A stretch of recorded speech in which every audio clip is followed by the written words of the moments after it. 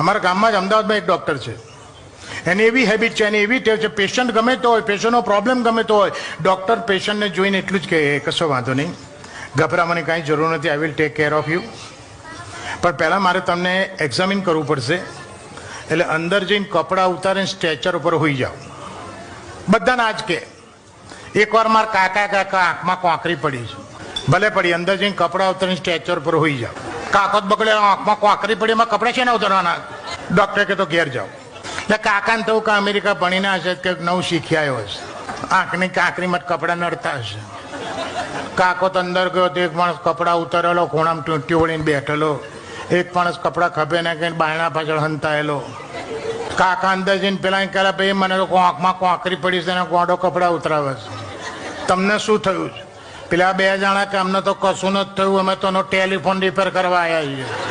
Doctor કોઈનું સાંભળતો જ નહીં, દવાખાનું ખોલ્યો તો આનામાં અંદર છીએ, એ નથી અંદર આવ્યો, નથી એમને બહાર જવા દેતો.